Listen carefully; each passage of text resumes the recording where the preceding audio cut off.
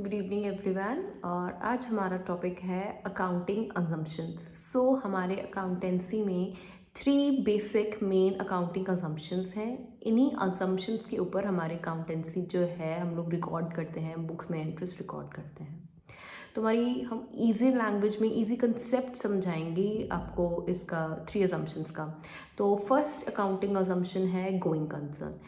Going concern में है कि हमारा जो बिजनेस है कंसिडरेबल फॉरसीएबल फ्यूचर में चलेगा। इसका मतलब है हम कोई भी बिजनेस स्टार्ट करते हैं इस व्यू पॉइंट से स्टार्ट करते हैं कि हम लोग उसको फॉरसीएबल फ्यूचर में चलाएंगे। ठीक है, अब ये बेसिक अजम्पशन का हमारा अकाउंटेंसी को कैसे इफ़ेक्ट करती है ये हम स्टडी करेंगे। इसी अजम्पशन के बेसिस के ऊपर जो है हम अपने जो एसेट्स जितने भी रिकॉर्ड करते हैं वो हम रिकॉर्ड करते हैं हिस्टोरिकल वैल्यू या कॉस्ट के ऊपर। हम नेट रियलाइजेबल वैल्यू के ऊपर इन एसेट्स को रिकॉर्ड नहीं करते हैं। हम अपने एसेट्स की वैल्यूएशन जो है मार्केट वैल्यू के ऊपर या रियलाइजेबल वैल्यू के ऊपर नहीं करते हैं। इनकी हिस्टोरिक कॉस्ट के ऊपर जो है वैल्यूएशन होती है। ये मेन जो है आप कह सकते हो इस अजम्पशन का अकाउंटेंसी के ऊपर इफेक्ट जो है वो होता है हमारे एसेट्स की वैल्यू को रिकॉर्ड करते time. Second and important one is consistency. अब कंसिस्टेंसी का मतलब क्या होता है? कंसिस्टेंसी में ऐसा होता है कि आपने एक बार जो भी अकाउंटिंग पॉलिसी को अपना यूज़ किया है अपनी बुक्स बनाते टाइम, आपको कंसिस्टेंसी से कंसिस्टेंटली वही पॉलिसी को है हर साल जो है फॉलो करना है। अब वो पॉलिसीज़ क्या हो सकती हैं? फॉर एग्ज़ाम्पल आप डेप्रीसिएशन चार्ज कर रहे हो अपने बुक्स के ऊपर, तो जब आप डेप्रीसिएशन चार्ज करोगे तो वो आपकी पॉलिसी है कि आपने उसको स्ट्रेट लाइन वैल्यू के ऊपर शो करना है या फिर आपने शो करना है उसको रिटन डाउन वैल्यू के ऊपर। पर याद रखें, आपने कोई भी पॉलिसी को अडॉप्ट करना है तो ये सोच के करें कि आपको हर साल वही पॉलिसी जो है यूज़ करनी पड़ेगी। वही पॉलिसी के थ्रू उसी पॉलिसी में ही आप अकाउंटेंसी को बुक्स को रिकॉर्ड करोगे। आप इसको हर साल चेंज नहीं कर सकते।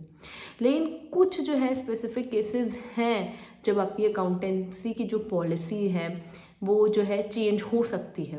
और वो पॉलिसी किस 3 केसेस में चेंज हो सकती है? वो 3 केसेस ऐसे हैं। If it is required by statue, कोई लॉ कुछ ऐसा नया आ गया है, कोई एक्ट पास हुआ है या कुछ भी हुआ है जिसकी वजह से हमारी बुक्स जो हैं इफ़ेक्ट हो रही हैं, हमारी अकाउंटिंग पॉलिसी इफ़ेक्ट हो रही है और हमारे को बोला जा रहा है कि आपको अपनी पॉलिसी अब चेंज करनी है, तो आप अपनी पॉलिसी जो है चेंज कर सकते हैं, अदरवाइज़ आप नहीं कर सकते हैं।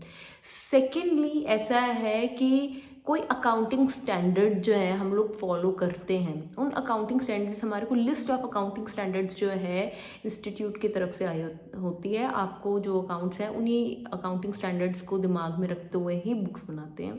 तो अकाउंटिंग स्टैंडर्ड्स में ऐसा आ गया है कि आपको अब ये पॉलिसी जो चेंज करनी पड़ रही है, तो फिर आप अपनी जितनी भी पॉलिसीज़ हैं जिनके बेसिस के ऊपर अकाउंट्स बना रहे थे, तो आप अपनी पॉलिसीज़ को जो है स्विच कर सकते हो, आप चेंज कर सकते हो। और थर्ड एक है एक्सेप्शन जहाँ पे आप अपनी अकाउंटिंग पॉलिसी चेंज कर सकते हो। वो ऐसा है कि आपके पुरानी पॉलिसी जो आप यूज़ कर रहे हो वो इतनी अच्छी प्रेजेंटेशन नहीं दे रहा। एक बेटर प्रेजेंटेशन के लिए अब आपको अपनी पॉलिसी जो है चेंज करनी है। आपकी बुक्स ऑफ अकाउंट्स जो है बेटर, आप वो कह सकते हो ट्रू एंड फेयर व्यू दे रही हैं चेंज करके जो पॉलिसी आ रही है उसके साथ, तो आप जो है अपनी पॉलिसी को स्विच कर सकते हो। थर्ड जो है हमारी मोस्ट इम्पॉर्टेंट जिसे आप बोल सकते हो वो है अक्रूवल।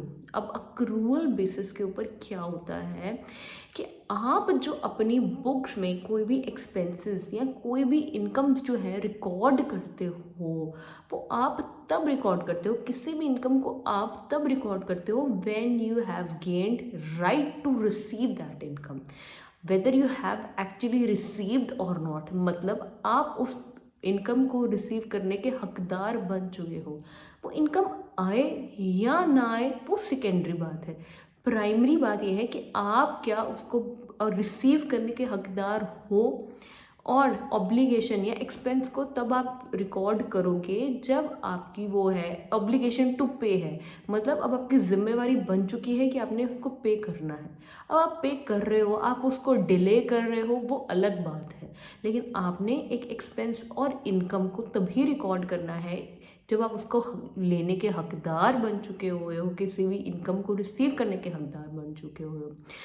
अब इस जो अकाउंटिंग असम्पशन का इफ़ेक्ट हमारे अकाउंटेंसी की बुक्स के ऊपर क्या पड़ता है वो ये है, इसी असम्पशन के बेसिस के ऊपर हम लोग जो है accrual incomes, outstanding expenses record करते हैं। जब हम फाइनल अकाउंट्स बनाते हैं ईयर एंड के ऊपर, हम हमेशा रिकॉर्ड करते हैं कि हमारी आउटस्टैंडिंग लाइबिलिटीज़ क्या हैं, अक्रूवल इनकम्स क्या हैं, या इनकम रिसीव्ड इन एडवांस क्या है। इनकम रिसीव्ड इन एडवांस को हम एसेट शो करते हैं, आउटस्टैंडिंग लाइबिलिटी को है जो है हम अपनी लाइबिलिटीज शो करते हैं। कोई भी आउटस्टैंडिंग एक्सपेंसेस हैं जैसे सैलरी होगी या फिर कोई रेंट हो गया या कुछ भी हो गया, वो इसी अजम्पशन की वजह से जो है, जो ईयर एंड पे हम लोग जो हैं आउटस्टैंडिंग लाइबिलिटीज़ शो करते हैं, income received in advance show करते हैं, अक्रूवल इनकम्स शो करते हैं। अब ये हमारे को बताता है कि हम अब उस चीज़ को कैश में रिसीव कर लेते हैं, then it's well and good. अगर हम नहीं कर पाते हैं किसी भी इनकम को, तो फिर हम उसको अक्रूवल इनकम शो करते हैं, उसको अपना एसेट बना लेते हैं, इनकम रिसीव्ड इन एडवांस को हम अपनी लाइबिलिटी बना लेते हैं। तो अब इस अजम्पशन का बेसिक इफेक्ट इन चीज़ों के ऊपर पड़ता है। होपफुली आपको ये क्लियर हो गया हो। मैंने अपनी तरफ से बहुत डिटेल एक्सप्लेनेशन दी है। Thank you.